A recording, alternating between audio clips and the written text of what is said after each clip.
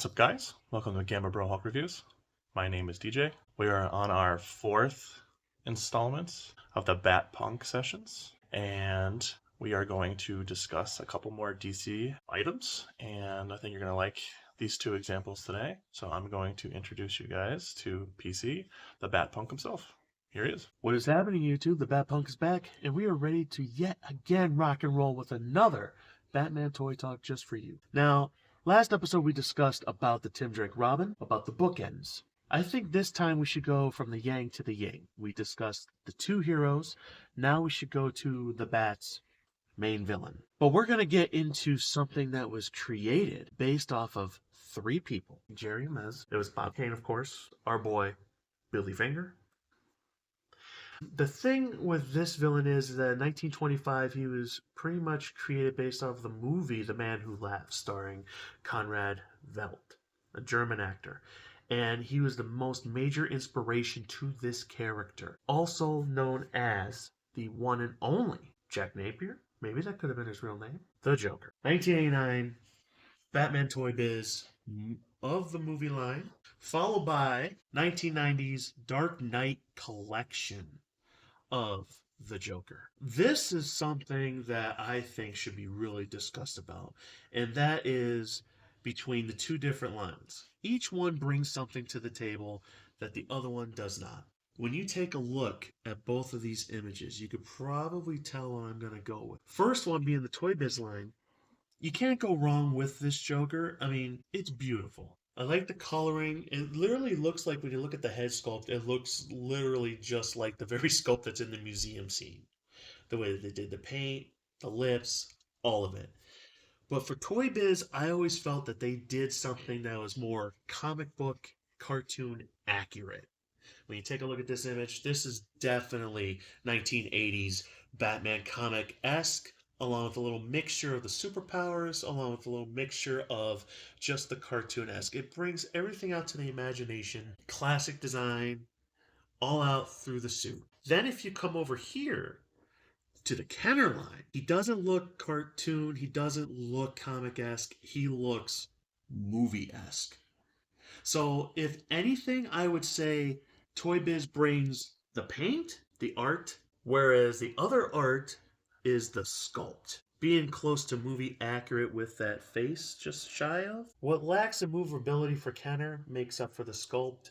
What lacks for the sculpt in Toy Biz makes up for the maneuverability. It's the yin to the yang for both collections of the figure line. When you take a look at what they did for the Dark Knight Collection Joker, being able to dip the ice water, the face changes color, just like the movie, where you get the whole, oh, I'm Jack Napier. No, wait, I'm the Joker type of S. They've only done that technique once before with the Toy Biz line, and that was the Mr. Freeze figure.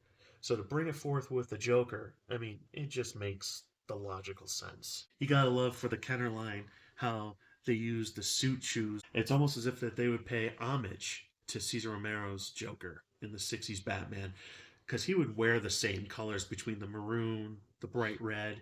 I mean, the only reason for the blue and the orange was pretty much because he wore that in the movie. But all in all, you know, paying tribute to Cesar Romero's Joker added onto the figure, I mean, that's the way I look at it. So what are these items here? Well, the items that this Joker comes with, it's a toy around copter that would be placed on the pack.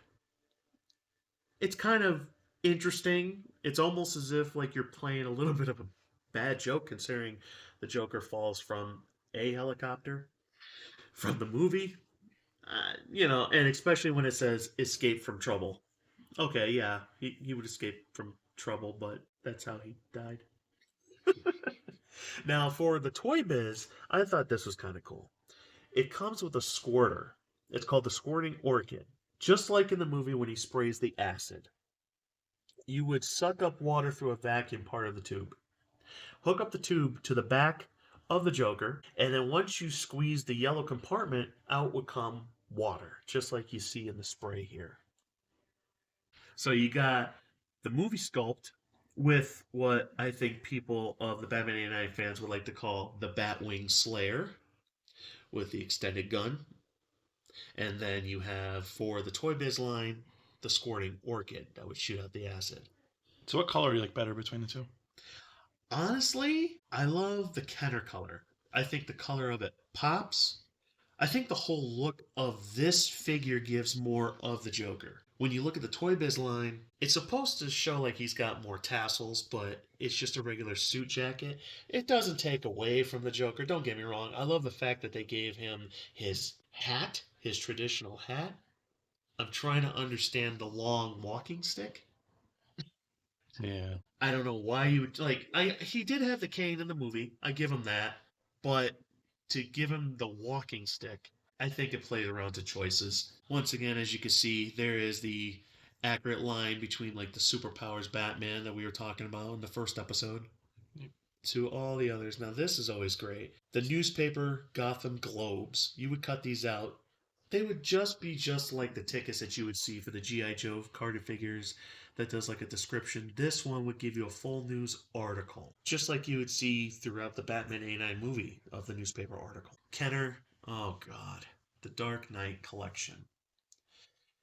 Like I said, for the Kenner, they bring the sculpt. If you look directly at the Batman figures themselves, you can see the beautiful accuracy sculpt of the Michael Keaton face compared to the Toy Biz line. And then for the Dark Knight collection, this brought out more of the imagination for Batman. The Batcopter, the Bat Cycle, the jet. I mean, and even the Joker having his own Joker cycle. Look at that. And then, of course, you had your own Sonic Neutralizer because, you know, he used a gun in the movie. And then, of course, the Batarang Blaster. I guess we just need to shoot our Batarangs now. All in all, the toys were cool. You know? What year did these come out in? This one, the Toy Biz, was 1989. This one, the Kenner line, was 1990. Pretty much, the Dark Knight collection was to be a continuation of the toy line for the movie. The Kenner line for the Dark Knight collection was just a starting piece to continue on with the Batman because Batman Returns then continued on with it. So the sculpting image of it is just like amazing. And you saw with the Robin figure, the details of the armor and the muscle and everything, the face, dead on. So what do you rate these?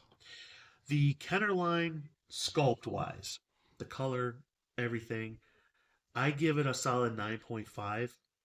It doesn't move as much like the Toy Biz, but you know what? Like I said, for the movability, it makes up for the sculpt. It's beautiful. For the Toy Biz, I think the paint is beautiful. I think the artistic design of it and the movability is what makes up for the sculpt. Because like I said, for the Toy Biz, it's more comic. So I would give the Toy Biz line, and this is probably more of a nostalgia bit, I would give him a 9.3 because I grew up with that Joker. I played the holy hell out of the movie scenes with that Joker. I mean, it's just beautiful all around. Like I said, for the paint wise, beautiful. Kenner wise, it's the sculpt. You can't go wrong. So for this face-off, who wins? I would have to give it up to Kenner. If you're going for movie accuracy, like this is my villain for the movies, you would have to go for that. Just for that alone. I want to end this off by you just got to take a look at what you think in your nostalgic feeling, what you believe is the best version of this Joker. Leave the comment on below. Let us know what your opinion is. Once again, like, ring the bell, subscribe, leave a comment. Do it. You need to do it. Make him happy. He's miserable when he's not happy. Make him smile. Until the next time, Bazinga. Peace. Peace out, guys. I don't ever slow up, no I don't take shit. I got no love for the fakeness. If you wanna play tough and wanna hate this, I'll always show up.